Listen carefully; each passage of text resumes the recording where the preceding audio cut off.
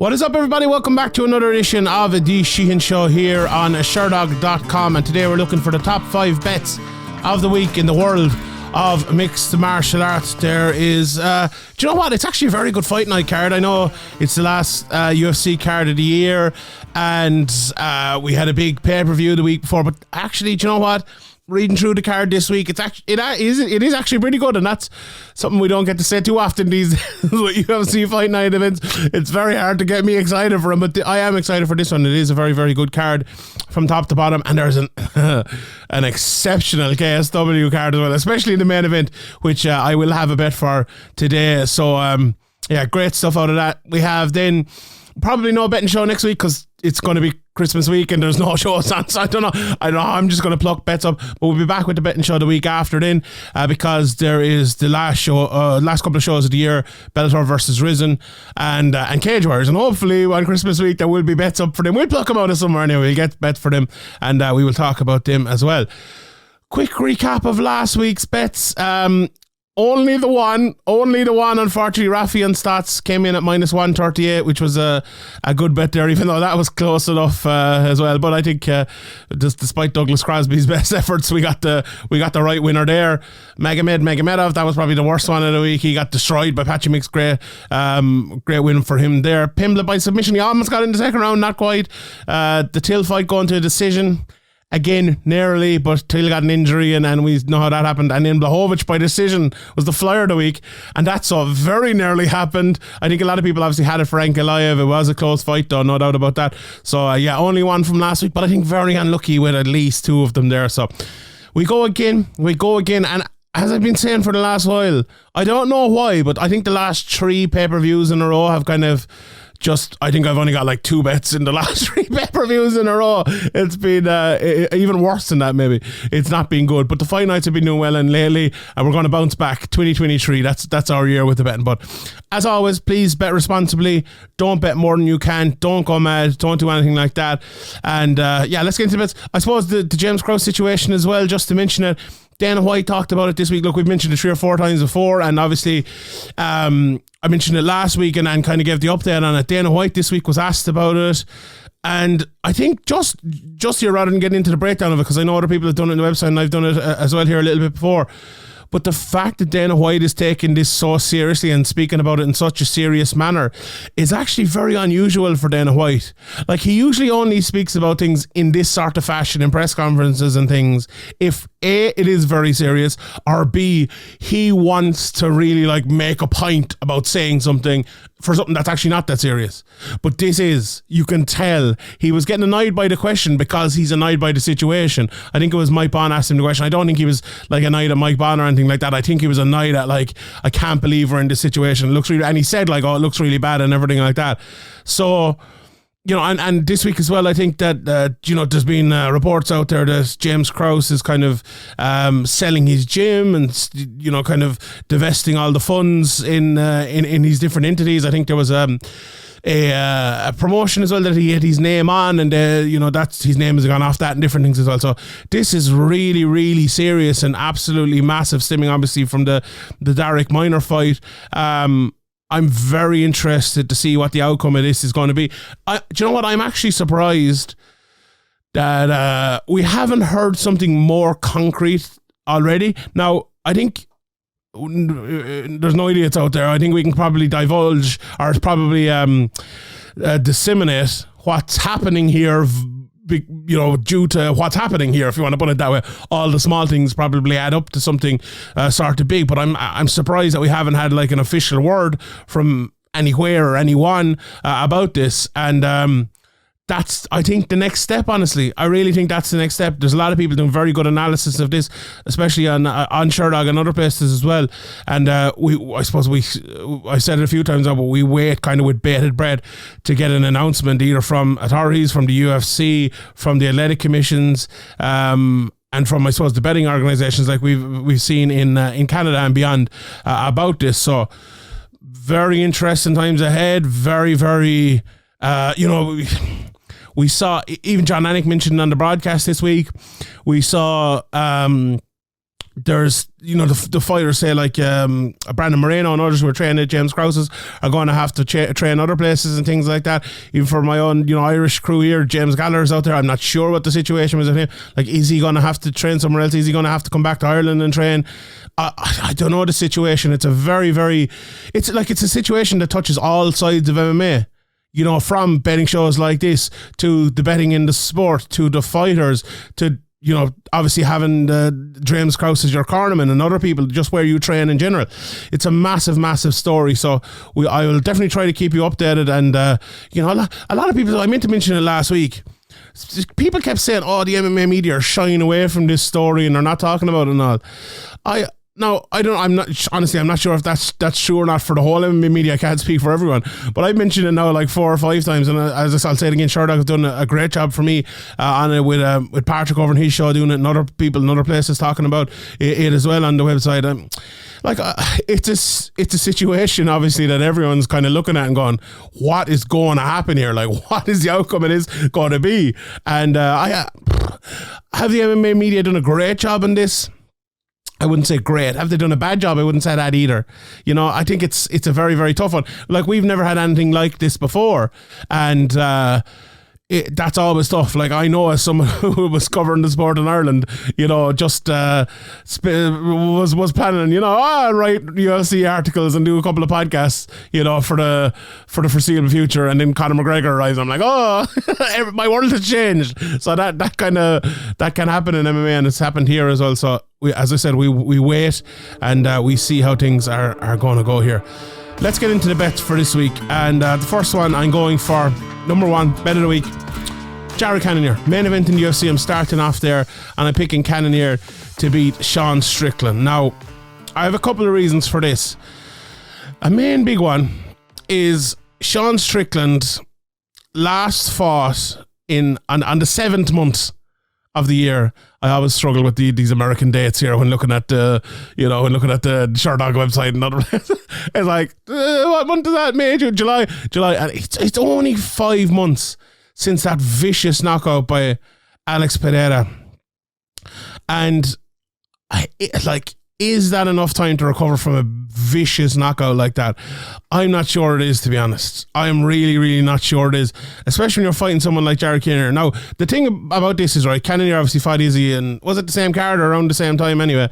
And, you know, he went to 5 rounds and he didn't really get hit too much or anything. It was a bit of a snooze fest of a fight. We all remember that, the people walking out in the 4th round and everything.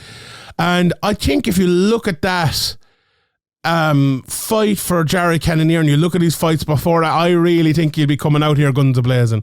I really do. I don't think he's the type of guy that'll be happy with that sort of outing, and I think he'll be wanting to prove a point here. And I think when you fight someone like Sean Strickland, I think the way to beat him is like that. You come out guns a-blazing and you land a big shot on him, especially now. Like, his chin just can't be the same after that so quickly. It just can't.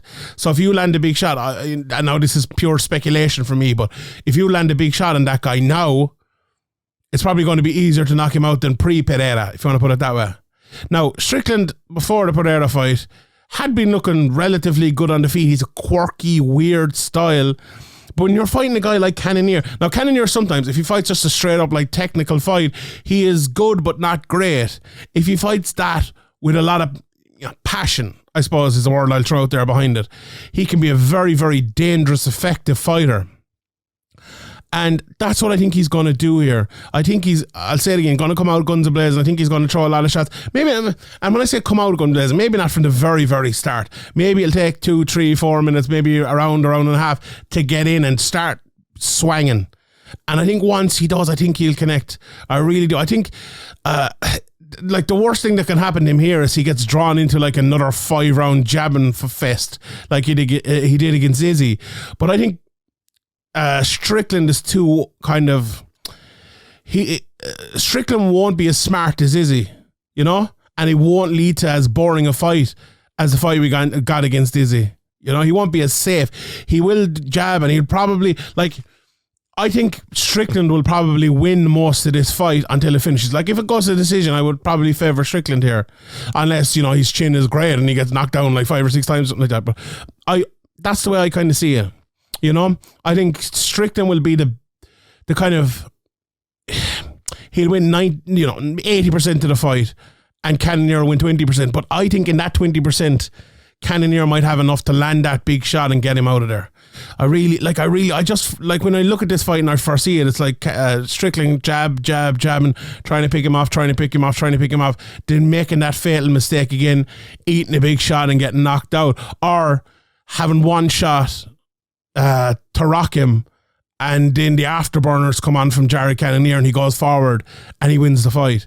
Like, that's the type of fight I'm seeing here. You must remember as well, this is a drop in level, especially for Cannonier. Now, you can argue for Pereira as well, or from Pereira for Strickland. It's obviously a little bit different, but it's a massive drop in standard from Adesanya. And I know people probably saying, "What are you talking about? Pereira just beat Adesanya. Why are you not comparing them?" But you know what I mean in terms of the technical matchup, if you want to put it that way. Whereas Pereira is more of a dangerous matchup, and the fight only went to short space, and the Adesanya fight went 5 rounds for opposing first Cannonier and obviously the prior one for Strickland. So that's the way I see it. Going for that first bet of the week, Jared Cannonier minus 110 to win in that fight there. The second bet I'm going for, and do you know what? I am going for this guy based on what I've seen for a good few years, and that is Julian Erosa against Alex Caceres. I'm going for Erosa to win this one at minus 160. Now, I think Alex Caceres has impressed and improved an awful lot over the years, more than I ever thought he would. He's had some very, very good wins in the UFC. Still has like an iffy record, but you know, records are for DJs. He has beaten some very good guys over the last while. You know, beaten Steven Peterson, Chase Hooper, and you know, Kevin Kroom, who looked like he was on a good run, and others as well. Lost to Sadiq Youssef last time out, obviously, and that was at the start of the year. So now he comes in here against Erosa, who similarly, you know, has been on a very, very good run. And I think that Hakeem Dawodu fight changed the perception for me and a lot of other people. Beating Charles Jourdain as well was a very good win. A tough guy like Sean Woodson, a tough fight. Beating Nate Landwehr. Some very, very good wins in there after obviously a tough run inside the UFC where he lost 3 in a row, then went out and came back in. You know, after that tough Paddy Pimblett fight years ago where he was probably on the verge of the UFC, ended up losing a very, very contentious close decision and had to fight his way back again. So, you know, after being on the Ultimate Fighter and all of that. So, I think this one, when you look at the fight, the key to me here is the effectiveness of their striking. So I think Julian Erosa can fight technically well. He can fight a good, 3-round fight. He can do all of that, as can Caceres. I think if you're to look at him, if you're to measure, say, pop for pop in terms of the shots that they land, I think Julian Erosa is going to be ahead there. And I think this is the sort of fight where Caceres is going to be trying to control a guy who's very hard to control, and not control against the cage or control on the ground at all. I mean control on the feet. I mean control with his jab. I mean control at length. I think that's going to be very, very tough to do against Erosa. He is one of those guys that likes to get wild at times. I said it there about Cannonier. I think even more so for Erosa, and I do think that I think it's a relatively similar fight to the other fight in terms of one guy I think will probably dominate more, maybe not dominate, but will be like leading, if you want to say, most of the fight. But I think some of the big moments, some of the big times throughout the fight are going to go to Erosa. And I actually do think it'll be one of those ones where it probably goes long, it probably goes to a decision. And I think Erosa will probably win that decision. As opposed to the other one where I think if Strickland is still in there in the end of the fight, it's probably due to the fact that Cannonier hasn't landed enough of those big shots, because if he did, he probably would have knocked him out and finished him, if you get me. Whereas Erosa probably can land a lot of those big shots and not finish Caceres but still win the fight. That's the key difference for me. Alex Caceres is a great chin. He's always had it. He has gotten he has hit a lot of big shots and been finished a couple of times throughout his career, but he's not the sort of guy who gets finished that often. If you look at his last few losses, he lost to Sadiq Youssef. He got subbed against Cron Gracie in a fight he was winning.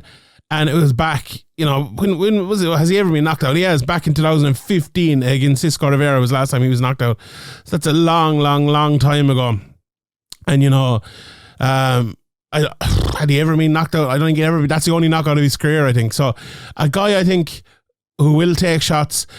He's also, I think Caceres is like the exact opposite to Paddy Pimblett, that he takes a big shot and it doesn't look like a big shot, whereas Pimblett takes a shot and his hair goes back and it goes flying everywhere and it looks massive. Now, not to say he doesn't need shots or he doesn't take hard shots, but it looks so much worse on them.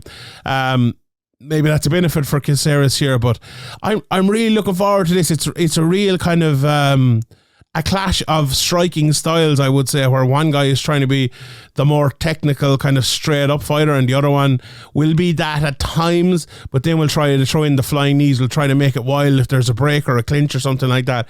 And that's fascinating for me to see. I'm going with the guy I think will do the more damage, and I think that's Julian Erosa. I feel like it's his time. Now maybe I'm wrong, but I feel that way, and I'm going for him based on that. The next guy I'm going for is Jake Matthews, and I'm going for him to win by decision at plus 100. Now, not the biggest price in the world. I do think he'll win the fight, and he's fighting Matthew Semelsberger, who, I think is a good fighter, not the best fighter in the world, but he's a tough guy.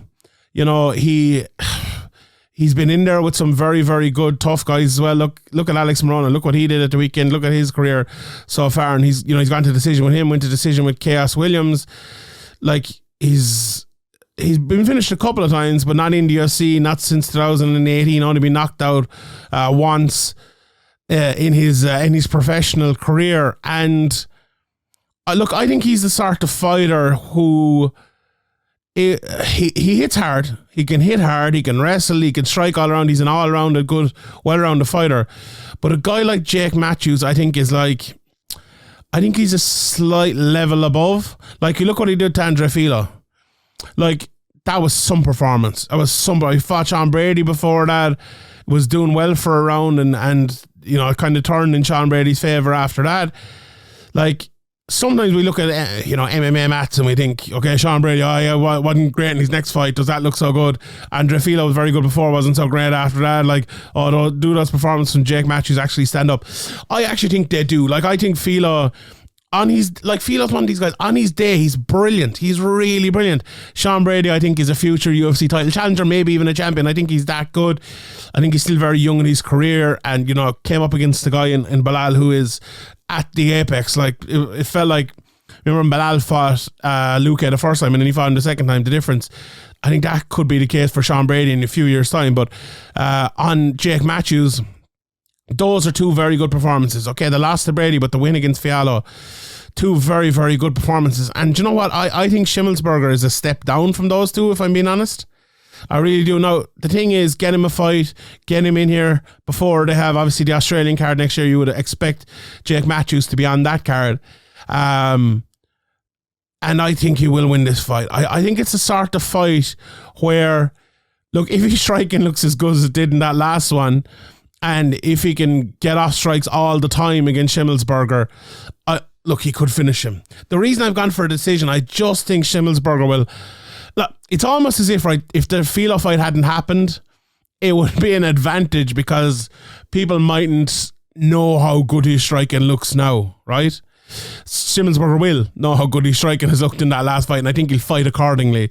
That's why I think it's going to go a little bit longer. Now, my decision bets over the last while have been very unlucky. Like, bet the third round knockout here. Probably, bet like 458 of the third round here. I've been so unlucky with my my decision bets recently. But yeah, that's the way I see it. I just think all around, Jake Matthews is the better fighter, but I do think Semelsberger will do a good job at times of tying him up, of trying to make the fight even, of trying not to take those big shots, especially early in the fight. As I said, he's tough, doesn't get finished a lot, and I think he'll stick in there. So I'm going for that. Don't have massive faith in it, if I'm being honest. Don't have massive faith in it, but I'm going for it anyway. Right, the fourth bet of the week before I get to the flyer. I'm jumping over to Poland for this one, over to KSW, and what a fight this is. What a fight. The fourth bet of the week. Mamed Khalidov to beat Mariusz Pudzianowski at -143. Now, I have the preview show coming out for this, and it'll probably be already out by the time this comes out. And I kind of, in that, I kind of talked up Pudzianowski on one hand, and then talked up Khalidov on the other hand. And in the end, I think, and I did the Severe MMA podcast this week with my good pal Graham. He kind of talked me into Khalidov winning this one, I think. Like, you look at Pudzianowski, he fought Michel Materla last time out, and coming into that fight, the same analysis is what we're going to be saying coming into this fight, right? Oh, Materla's smaller, he can hit hard, he's a real MMA fighter, he's going to be too fast and just going to pick him off for the outside. Pudzianowski sparked him, right? Khalidov, he's going to be too fast, a little bit smaller, even though he's a little bit older, he's going to be too fast for the outside. For Pudzianowski, he's just going to pick him off. Now, you might be saying here, like, well, the next step, Sean, is him getting sparked. I just, again, like the Jake Matthews one, because we've seen it the last time out, we're going to be wary of it this time. Like Khalidov, if he'd entered this fight before the Materla one, he'd probably be saying, I have respect for Pudzianowski, but I'm a real skilled fighter, and this guy is just a strongman. Now, I think Pudzianowski has done enough over the last few years to prove that he isn't just a strongman. He is a legitimate MMA fighter. I have great respect for him. And that Materla fight, I think, ended all that, I think. Everyone now should acknowledge that he's a good MMA fighter. Obviously, we know the background he came from. And I wouldn't rule him out here. Look how close his betting is. Like, Mamed Khalidov is an all-time legend in KSW and in MMA. Okay, he hasn't been on the best run over the last 5 or 6 fights, but he has looked good recently. You know, he's that big switch kick knockout, which won many knockouts of the years and everything like that, the year before last. And I do think the kind of the last fight will really play into this. And I think Khalidov will be very patient, will try to push this long, will try to stay away from Pudzianowski as much as he possibly can in terms of the power, and try to pick him off from the outside. And I think genuinely it's as simple as that. Pudzianowski's not a guy you want to be probably taken to the floor in case he lands on top of you. I think I could see a lot of leg kicks here from Khalidov. I could see a lot of fast combinations to maybe body head type of job, or just to the body even, and him winning a decision or going a little bit longer here. So I think straight up, I think that's a good price. I really do think it's a good price. The knockout win for Pudzianowski in the last fight probably benefits the bet for Khalidov here. So I'm going for Khalidov straight up minus 143. Right, the FLIER of the week is Julian Marquez to win by a TKO KO in round 1 at plus 600, and he is fighting against your guy Deron Winn. Look, the reason I've gone for this is pretty simple. I think Deron Winn is not that good, if I'm being honest. And I don't think Julian Marquez is a blow-away fighter either, but he can hit hard. You know, he can hit hard. I know, like, he's a lot of chokes and he's a lot of, submissions in his record as well. But I feel like against Deron Winn, because of Winn's, wrestling background and all of that, I think he probably, now, famous last words, but I think he'd be slightly less likely to immediately go to the ground against Winn. Now, he might, if he knocks him down and maybe jumps on a choke or something like that. But I think he's going to stop the takedown, crush the head into the ground kind of from the takedown, sprawl on him, and land those big shots. That's the way I see this going. And it's very simply, honestly, very simply. You look at Deron Winn, and he's just too small for that division. He really, really is. I don't know what he's going to do, because he's a heftier type of guy. Maybe Deron Winn to me looks like a guy who would be way better off in Bellator or somewhere like that. I just think in the UFC, and no disrespect to Bellator or anything like that, but middleweight is a very light division, right? And there isn't that much quality in the whole world, even in the UFC, right? So if you go to somewhere like Bellator, like the top, say from 5 to 10, is a range where you could see Winn getting into, right? In the UFC, the top 15, I don't think is a place you could even see Winn getting into. Like, he lost to Phil Hawes last time out. He's lost to Darren Stewart, lost to Gerald Marshall. Okay, he's a couple of wins in there against Arroyo and Spicely and Tom Lawler back in the day, but it's very hard to see him going in there using his wrestling against someone such a way bigger than him. Like, he's 5'6", is Deron Winn, and Marquez is 6'2". Like, that is massive for a guy who can fight like Marquez. Now, he's not the greatest fighter in the world, as I said, but he can fight. He can stop a takedown. He can punch. And I think he's going to punch him. I think he's going to punch him early. And look, it's a flyer of the week as well. So there you go. Like, this is the submission more likely. I actually, as I said, I don't think it is. Now, maybe he'll knock him down and get a submission, but I just think against a guy like Winn, I think it's going to be a relatively slow start from both guys. I think Winn will go for a takedown, probably go for a second one. And if the two of them sprawl and it's 3 minutes in, I think there's a good 2 minutes there for the plus 600 to come off for Marquez, if you get me. I think that's the way. Now, it might go to the second round. Look, that's what a flyer is. It's a flyer. It's a flyer. It's a throw dart at the wall. But yeah, I like Marquez in that one. TKO, KO, round 1, plus 600. Right, let's take a look at the lines. We'll start with UFC today. Cannonier and Strickland fight just straight up. I'd Cannonier at minus 110. He is, do you know what? He's a little bit smaller now, actually. I see him one book here. He's plus 102, minus 110, and some places minus 106. That's about him. Around minus 114, minus 120 for Strickland. I see him one place here, minus 127 in the same book. That it's plus 102 for Cannonier. Yeah, I think that should be... honestly, I don't think the fight is that close. I think Cannonier should be a favourite here. So now maybe I'm writing off Strickland too much, and maybe I'm taking too much in that Pereira display. But I thought it was very bad, and I think he's coming back very quickly from it. The next fight, what a great fight this is. Saryukin against Ismagulov. I was going to give Saryukin as one of my bets, but I like Ismagulov is very good as well. I think I kind of avoid this one. Minus 182 for Saryukin, plus 160 for Ismagulov. That to go to the decision as well. Minus 220. Like, that was another one I was looking at. I was thinking maybe it'll be plus 100 or something. I do think it'll go to decision. I think it'll go long, but that price is no bueno for me. Caceres and Erosa. Erosa, I give you the price of minus 160. He's still around that here this morning as I look at him. Plus 142 for Caceres. Brundage against Oleszczuk.